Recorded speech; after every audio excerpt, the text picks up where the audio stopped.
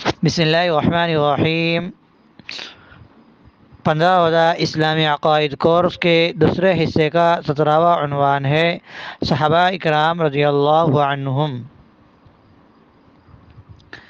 صحابی کی جمع صحابہ ہے۔ صحابی کے لفظی معنی ہوتے ہیں دوست اور ساتھی، لیکن اصطلاح شریعت میں جو صحابی کا لفظ استعمال ہوتا ہے، اور ہم جب بھی صحابی کا لفظ استعمال کریں تو اس کے جو معنی مراد ہوتے ہیں تو اس کے معنی یہ ہے کہ صحابی وہ شخص ہے جس نے ایمان کی حالت میں حضور صلی اللہ علیہ وسلم سے ملاقات کی ہو اور ایمان پر، اسلام پر اس کی وفات ہوئی ہو۔ صحابہ اکرام کو اسلام میں ایک بنیادی حیثیت حاصل ہے۔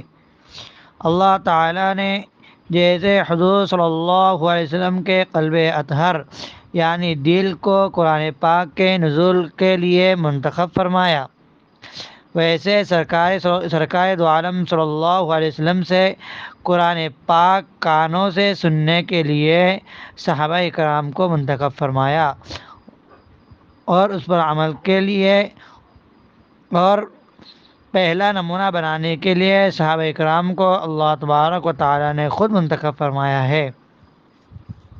تو جسے اللہ تبارک و تعالیٰ کا انتخاب ہے، جیسے انبیاء علیہ السلام اللہ تبارک و تعالیٰ کا انتخاب ہے، امت کے لیے نمونہ ہے، تو ایسے قرآن و سنت کا پہلا نمونہ جو اللہ تعالیٰ نے ہمارے لیے بنایا ہے وہ صحابہ کرام ہے۔ اس لیے ہمارا عقیدہ ہے کہ نبی کریم صلی اللہ علیہ وسلم کے تمام صحابہ یہ اللہ تبارک و تعالیٰ کا انتخاب ہے۔ ان کے اندر کوئی عیب نکالنا یا یہ اعتراض کرنا یہ اللہ تبارک و تعالیٰ پر اعتراض ہے۔ دوسری بات یہ ہے کہ جب قرآن پاک میں اللہ تعالیٰ نے یہ اعلان جگہ جگہ فرما دیا کہ اللہ تبارک و تعالیٰ ان سے راضی ہے اور وہ اللہ تبارک و تعالیٰ سے راضی ہے، پھر اس کے بعد کوئی بات باقی نہیں رہی، اس لیے کہ انسان دنیا میں آیا ہے کہ وہ اپنے عقائد و اعمال درست کرے اور اللہ تبارک و تعالیٰ کو راضی کرے۔ ساری زندگی کی دوڑ دھوپ کا مقصد اللہ تبارک و تعالیٰ کی رضا ہے، اور وہ رضامندی صحابہ کرام کو حاصل ہو چکی ہے۔ ہمارا کوئی پتہ نہیں کہ ہم کو اللہ تبارک و تعالیٰ کی رضامندی حاصل ہے یا نہیں، لیکن صحابہ کرام کے بارے میں اللہ تبارک و تعالیٰ نے کہہ دیا ہے کہ ان کو رضا حاصل ہے۔ اب جن کو رضا حاصل ہے تو ان کے بارے میں ہم کیسے انگلی اٹھا سکتے ہیں کہ سارے صحابہ یعنی جن کو اللہ تبارک و تعالیٰ کی رضا حاصل ہے تو ان کے بارے میں ہم انگلی نہیں اٹھا سکتے، ہمیں انگلی اٹھانے کا، تنقید کرنے کا کوئی حق نہیں ہے۔ سارے کے سارے صحابہ اکرام مکمل ایمان والے ہیں، سب نیک ہے، متقی ہے، سارے صحابہ عادل ہے، عدالت والے ہیں، یعنی ایک مومن عام مسلمان عادل بھی ہو سکتا ہے اور فاسق بھی ہو سکتا ہے، اگر گناہوں سے بچتا ہوئے فرائض و واجبات ادا کرتا ہے تو وہ عادل ہے، ورنہ عادل نہیں، اور گناہ کرتا ہے تو پھر عادل نہیں کہلاتا۔ تو صحابہ کرام سارے کے سارے عادل ہیں۔ 3 جماعتیں ہیں: انبیاء علیہ السلام، صحابہ کرام، اور نمبر 3 فرشتے۔ انبیاء سارے اچھے ہیں، صحابہ بھی سارے اچھے ہیں، فرشتے بھی سارے اچھے ہیں، سارے صحابہ راشد ہیں، پکے ٹھکے جنتی ہیں۔ یقینی بات ہے کہ سارے صحابہ جنتی ہیں، یہ بات ممکن ہی نہیں کہ کوئی صحابی جہنمی ہو۔ اسی طرح ہمارا عقیدہ ہے کہ سارے صحابہ آخرت کے ہر قسم کے عذاب سے محفوظ ہے، کسی قسم کا عذاب نہیں ہوگا۔ باقی ہمارے بارے میں معلوم نہیں کہ کیا ہوگا، عذاب ممکن ہے یا عذاب سے چھٹکارا ممکن ہے، یہ ہمیں معلوم نہیں ہے۔ اللہ تبارک و تعالیٰ اپنے فضل سے ہمیں معاف کر دے یا سزا دے۔ انبیاء معصوم ہے، ان سے کوئی گناہ نہیں ہوتا۔ صحابہ کرام محفوظ ہے، انہیں آخرت میں کوئی عذاب نہیں ہوگا، اور دنیا میں کوئی غلطی ان سے ممکن تو ہے، لیکن صحابہ کرام دنیا میں ان سے غلطی ہو جائے تو کوئی گناہ ہو گیا تو اللہ تبارک و تعالی ان کو سچی توبہ کی توفیق دیتے ہیں۔ جب وہ دنیا سے جاتے ہیں تو پاک صاف جاتے ہیں، یعنی صحابہ کرام کا گناہ باقی نہیں رہتا، گناہ کے باقی رہنے سے وہ محفوظ ہے۔ صحابہ کرام رضی اللہ عنہ کو اللہ تبارک و تعالی نے حق کے صداقت کا معیار بنایا ہے، یہ بات سچ ہے۔ حق پتہ کرنا ہو تو اس کا معیار صحابہ کرام ہے، جیسے قرآن و سنت معیار ہے ویسے صحابہ کرام معیار ہے۔ قرآن و سنت کی تشریح، اس میں بھی صحابہ کرام معیار ہے۔ صحابہ کرام ہدایت کا نمونہ ہے کہ اگر کسی نے ہدایت پر چلنا ہو تو نمونے کے لیے صحابہ کرام ہے۔ کسی کو صحابہ کرام پر تنقید کا حق نہیں ہے، کوئی صحابہ کرام پر انگلی نہیں اٹھا سکتا۔ اللہ تعالیٰ نے کسی کو اجازت نہیں دی کہ وہ صحابہ کرام پر انگلی اٹھائے، اگر وہ اٹھاتا ہے تو وہ اپنے حدود سے باہر نکل جاتا ہے، ناجائز کام کر رہا ہے۔ صحابہ کرام میں مرتبے ہے، جیسا کہ انبیاء علیہ السلام کے مرتبے اور درجے ہے۔ صحابہ کرام میں بیعت رضوان والے وہ باقی صحابہ سے افضل ہے، یعنی آپ صلی اللہ علیہ وسلم نے صلح حدیبیہ کے وقت بیعت رضوان یعنی ببول کے درخت کے نیچے صحابہ کرام رضی اللہ عنہم سے ایک بیعت کی تھی، تو اس بیعت والوں کو بیعت رضوان کہا جاتا ہے، جس کا ذکر قرآن پاک کے میں 26 پارے میں سورہ فتح کے اندر ہے۔ تو بیعت رضوان والے صحابہ باقی تمام صحابہ سے افضل ہے۔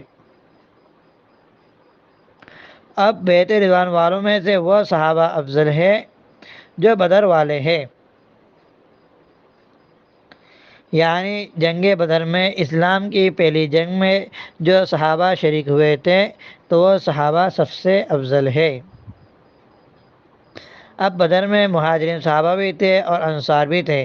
مہاجر صحابہ وہ کہ جنہوں نے اللہ تبارک و تعالیٰ کے دین کے خاطر اپنے پیارے وطن مکہ کو چھوڑ کر مدینہ آئے تھے۔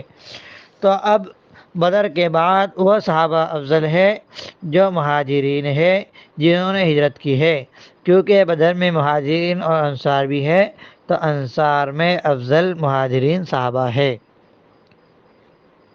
پھر مہاجرین میں عشرہ مبشرہ، یعنی وہ صحابہ جن کو آپ صلی اللہ علیہ وسلم نے ایک بیٹھک میں، ایک نشست میں جنت کی بشارت دی تھی۔ پھر عشرہ مبشرہ میں سے 4 صحابہ جو خلفائے راشدین ہیں سب سے افضل ہے۔ پھر خلفائے راشدین میں سب سے افضل حضرت ابوبکر رضی اللہ عنہ ہے، ان کے بعد عمر ہے، پھر عثمان ہے، پھر حضرت علی رضی اللہ عنہ ہے۔ اس لیے ہمارا عقیدہ ہے کہ آپ صلی اللہ علیہ وسلم کے بعد تمام انبیاء کے بعد نبیوں کے بعد سب سے افضل انسان حضرت ابوبکر صدیق رضی اللہ عنہ ہے۔ حضرت ابوبکر رضی اللہ عنہ کے افضل ہونے پر تمام امت کا اجماع ہے، اور ان کی صحابیت قرآن پاک سے ثابت ہے۔ جو ان کے صحابی ہونے کا انکار کرے گویا قرآن کا انکار ہے، تو وہ کافر ہے۔ اور ایک اہم بات یہ ہے کہ صحابہ کرام بھی آپس میں اختلاف رہے ہیں، جیسے اور انسانوں میں اختلاف ہوتے ہیں، بعض انبیاء میں بھی اس طرح کے اختلاف ہے، قرآن پاک میں اس کا تذکرہ ہے، لیکن وہ اختلاف کیسے تھے؟ وہ اختلافات سیاسی تھے، انتظامی امور کے تھے، فقہی مسائل کے اختلافات تھے، حق و باطل کے اختلافات نہیں تھے، اجتہادی اختلافات تھے، کوئی مسئلہ تھا واضح نہیں تھا، بعد میں ایک رائے قائم کی، بعض نے دوسری رائے قائم کی، تو یہ اجتہادی اختلافات تھے، سیاسی اختلافات تھے، لیکن ایسا کوئی اختلاف نہیں تھا کہ ایک طرف کے لوگ حق پر ہو اور دوسری طرف کے لوگ باطل ہو، ایک طرف کے لوگ صحیح اور دوسری طرف کے لوگوں کو غلط کہا جا سکے۔ ایسا کوئی ان کے درمیان اختلاف نہیں تھا۔ ہاں، یہ کہا جا سکتا ہے کہ ایک طرف کے لوگوں کا اجتہاد صحیح تھا اور دوسرے لوگوں کے اجتہاد میں ان کی اجتہادی خطا ہو گئی تھی، اور اجتہادی خطا ہر کسی سے ہو سکتی ہے، اس سے صحابی کی شان میں کمی نہیں آتی، لیکن اس کو غلطی نہیں کہہ سکتے، ان کو باطل نہیں کہہ سکتے۔ جیسے ایک مشہور اختلاف ہو حضرت علی حضرت امیر معاویہ رضی اللہ عنہ کے درمیان، پھر حضرت علی رضی اللہ عنہ بیٹے حضرت حسن رضی اللہ عنہ کے زمانے میں وہ اختلاف ختم ہوا۔ اس اختلاف کو اجتہاد اختلاف کہتے ہیں۔ نبی کریم صلی اللہ علیہ وسلم کی بہت سی احادیث کی روشنی میں 1400 سالہ علماء کا یہ موقف رہا ہے کہ حضرت علی رضی اللہ عنہ اور معاویہ رضی اللہ عنہ کی رائے حضرت معاویہ رضی اللہ عنہ کی رائے سے زیادہ درست تھی۔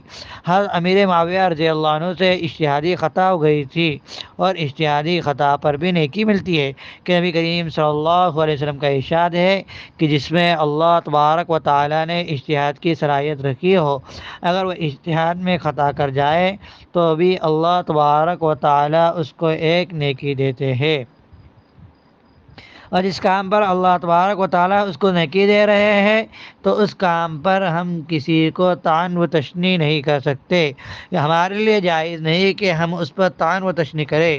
صحابہ اکرام رضی اللہ عنہ کے یہ اختلافات اجتہادی اختلافات تھے۔